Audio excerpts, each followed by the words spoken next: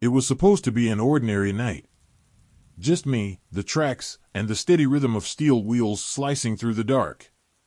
My name is Daniel Ward, and for the past 15 years, I've been the conductor of the Midnight Crescent, the overnight express that snakes its way through the mountains from Ridgeway to Kingsport.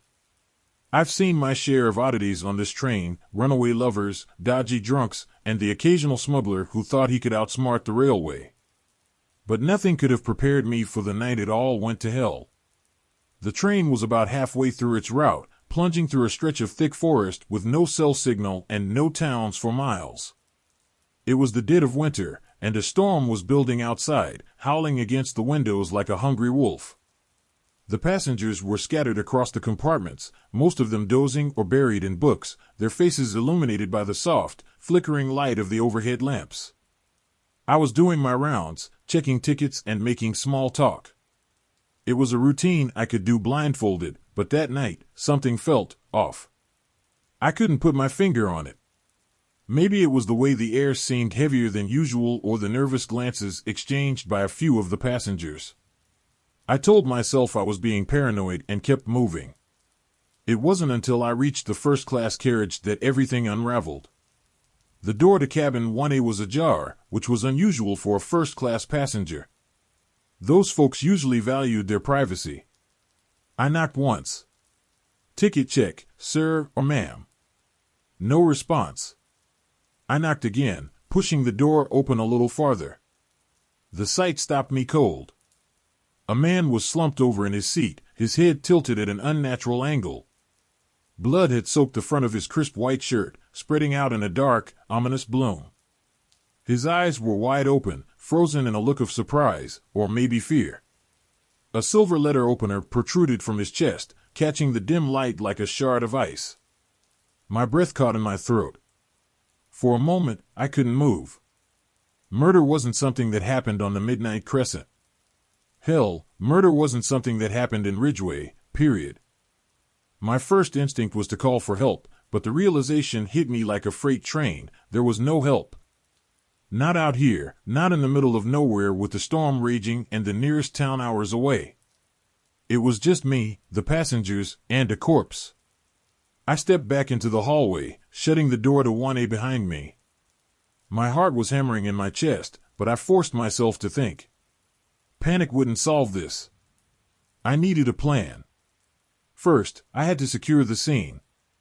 I locked the cabin door with my conductor's key and made a mental note of who had access to the first-class carriage. Then, I moved to the dining car, where most of the passengers were gathered. The storm had knocked out the train's Wi-Fi, so people were nursing lukewarm coffee and swapping stories to pass the time. I cleared my throat, trying to steady my voice. "Ladies and gentlemen," I said, loud enough to cut through the chatter. "I need everyone to remain calm, but we've had an incident. Please stay where you are until further notice." Predictably, this caused a ripple of alarm. Questions flew at me like bullets. What kind of incident? Is the train stopping? Are we in danger? I deflected as best I could, assuring them that everything was under control, even though I wasn't sure it was. Once the passengers settled, I returned to 1A. This time, I brought a flashlight and a pair of gloves from the supply cabinet. I wasn't a detective, but I'd watched enough crime dramas to know I shouldn't contaminate the scene. I examined the room carefully, noting the details, the broken glass on the floor, the faint scent of cologne mixed with coppery blood, the crumpled train ticket lying near the victim's feet. His name was Martin Calloway, according to the ID in his wallet. A wealthy businessman, judging by his tailored suit and the monogrammed leather briefcase tucked under the seat. The letter opener caught my attention again. It was an ornate piece, with a carved handle that looked like ivory. This wasn't a weapon someone carried around casually, it had to belong to someone on the train. A sudden thought struck me, the killer was still here. Trapped on the Midnight Crescent, just like the rest of us. And if I didn't figure out who it was, there was no telling what they might do next. I closed the door to 1A and headed back to the dining car, my mind racing. Who had the motive? The opportunity? I started making a list in my head, replaying every interaction I'd had with the passengers that night. There was the nervous young woman in the second-class compartment, clutching her oversized purse like it held all her secrets. The elderly couple in matching sweaters, bickering quietly over a crossword puzzle. The man with the scar on his cheek who'd spent most of the trip staring out the window, his expression unreadable. And then there was the professor, a tall, wiry man with glasses that kept sliding down his nose. He'd been pacing the length of the train earlier, muttering to himself about a missing manuscript. I knew I couldn't accuse anyone without evidence, but the pieces were starting to form a picture. Somewhere in this metal tube hurtling through the night was a murderer, and it was up to me to stop them. I tightened my grip on the flashlight and took a deep breath. "All right, Daniel," I muttered to myself. "Time to play detective." I decided to start with the dining car, where the passengers were still murmuring nervously. If the killer was here, they'd either be blending in or watching everyone else for any signs of suspicion. I needed to keep my eyes open and my questions casual. First, I approached the nervous young woman. She was sitting in a corner booth, her oversized purse now resting on the seat beside her. Her hands fidgeted with the edge of her coat, and she jumped slightly when I sat down across from her. "Miss, I just need to ask a few questions," I said gently. "What's your name?" "Lila," she stammered. "Lila Hart." I offered her a reassuring smile, trying to put her at ease. "Lila, have you been in the dining car all evening?" She nodded quickly. "Yes. I haven't left since the train started moving." Her answer was too quick, too rehearsed. "And that purse of yours," I said, nodding toward it. "Mind if I take a look?" "Just for safety." Her face went pale. "It's just personal things," she mumbled. "Makeup, a book, nothing important." Her reaction didn't scream guilt, but she was definitely hiding something. I decided to let her stew for a bit and moved on to the elderly couple. The woman, Mrs. Camden, greeted me with a tight-lipped smile, while her husband barely glanced up from his crossword. "Such a dreadful situation," she said, shaking her head. "But I'm sure you'll sort it out." "Were either of you near the first-class cabins tonight?" I asked. "No," she replied firmly. "We've been here since dinner. Isn't that right, Howard?" Her husband grunted in agreement, his pencil scratching across the crossword page. "Don't see why anyone would want to go to first class. Pretentious lot." I thanked him and moved on. Next was the man with the scar on his cheek. He was seated near the bar, nursing a glass of whiskey. His sharp, green eyes flicked to me as I approached. "Something you need?" he asked, his voice low and gravelly. "Just a few questions," I said. "What's your name, sir?" "Victor Lane," he replied. "And no, I didn't see anything. I've been here all night." His demeanor was calm, but his posture was guarded, like he was ready to spring up and defend himself if needed. His scar caught the light as he sipped his drink, and I couldn't help but wonder where it had come from. Finally, I found the professor pacing near the far end of the car, muttering to himself. When I called his name, he jumped, clutching a leather-bound notebook to his chest. "Professor Bennett," I said. "Mind if I ask you a few questions?" He adjusted his glasses nervously. I already told you, I haven't seen anything. I've been trying to locate my manuscript." I frowned. "Manuscript?" "Yes, my life's work," he said, his voice rising. "It's gone missing. Stolen, I suspect." His frantic energy was suspicious, but I couldn't tell if it was guilt or genuine panic. "Where did you last see it?" "In my cabin. But when I went back to fetch it after dinner, it was gone." I nodded, filing that away. A missing manuscript didn't feel connected to a murder, yet, but in situations like these, every detail mattered. Returning to the first-class cabin, I took another look around Martin Calloway's room. This time, I noticed something I'd missed before, a small, folded piece of paper sticking out from under his briefcase. Carefully, I unfolded it. The handwriting was elegant but rushed, and the message was chilling. "You've gone too far this time. Consider this your final warning. It wasn't signed, but it was a lead. Someone on this train had a bone to pick with Calloway, and they decided to settle the score tonight.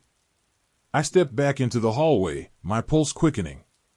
The storm outside raged on, and the train felt smaller and more claustrophobic with every passing second. I knew one thing for certain: the Midnight Crescent wasn't just carrying passengers anymore. It was carrying secrets, lies, and a killer who thought they could get away with murder. Not on my watch. I decided to take the note to the dining car and discreetly compare the handwriting to anything I could find. People were on edge, and the last thing I needed was for the killer to realize I was closing in. I stashed the note in my pocket, retrieved an empty notepad from the conductor's office, and casually offered it to a few passengers under the guise of needing a record of their whereabouts during the evening. First up was Lila Hart. She hesitated when I handed her the notepad, but eventually scribbled something down. "I've been in the dining car all night. Lila H." The letters were shaky, but the style didn't match the threatening note. I moved on. Howard and Mrs. Camden offered to sign jointly. "Does this really matter?" Howard muttered as he jotted their names. Theirs didn't match either. I thanked them and headed to Victor Lane, the man with the scar. He took the pad, shot me a wary glance, and scrawled his name with a practiced ease that suggested a lifetime of signatures. Still not a match. Finally, Professor Bennett. He was reluctant, clutching his notebook so tightly I thought the leather might tear. "Is this really necessary?" he asked, his eyes darting around nervously. "Standard procedure," I lied. Reluctantly, he signed his name. I compared the handwriting discreetly. His loops and slants were closer than anyone else's, but not an exact match. Something still felt off about him, though. I thanked the passengers and made my way back to 1A, turning over the facts in my mind. The note didn't match anyone's writing style exactly, but Bennett's behavior was suspicious. Could his missing manuscript somehow tie into this? I decided to confront him. On my way to the second-class carriage where he was pacing earlier, I noticed something glinting in the hallway near the door to the luggage compartment. Bending down, I picked it up, a single ivory button, ornate and elegant, with a tiny blood smear on the edge. The ivory handle of the murder weapon flashed in my mind. A connection. I tightened my grip on the button and continued toward Bennett. He was hunched over in the corner, scribbling furiously in his notebook. "Professor," I said, my voice firm. He jumped, nearly dropping the book. "What is it now?" he snapped, his tone defensive. I held up the button. "Do you recognize this?" His face paled. I've never seen it before." "Funny," I said. "It looks a lot like something that would belong to someone who owned that ornate letter opener in 1A. You know, the one buried in Martin Calloway's chest." He stammered, his glasses slipping down his nose. "This is absurd. I had nothing to do with that man's death." "Then why are you so nervous?" I asked, stepping closer. "And what's so important about that manuscript you've been obsessing over?" He clutched the notebook tighter. "It's my work. Decades of research. It has nothing to do with any of this." But his reaction said otherwise. Before I could press further, the train jolted violently, sending us both stumbling. The storm had intensified, and the Midnight Crescent groaned under the strain of the wind. Bennett used the distraction to bolt, shoving past me and disappearing into the next carriage. Cursing, I chased after him, but he was surprisingly quick for an older man. By the time I reached the end of the carriage, he'd vanished. The door to the luggage compartment hung slightly open, swinging with the train's movement. I stepped inside cautiously, the button and note still clutched in my hand. The space was dim, lit only by the flickering bulb near the ceiling. Rows of suitcases and trunks lined the walls, but something felt wrong. A faint sound, scratching, like paper rustling, caught my attention. There, behind a stack of crates, was Bennett. He wasn't alone. Victor Lane stood over him, one hand gripping the professor's collar, the other holding a knife. "Stay back," Lane growled, his green eyes gleaming in the dim light. "Victor?" I said, my voice low. What the hell are you doing? This bastard stole something from me, Lane spat. Thought he could hide it in his precious notebook. Bennett whimpered, clutching the notebook to his chest. I didn't steal anything. I was trying to protect it. Protect what? I asked, my heart pounding. The truth, Bennett whispered. About Calloway. He wasn't the victim you think he was. Lane sneered. Don't listen to him. Calloway ruined lives, mine included.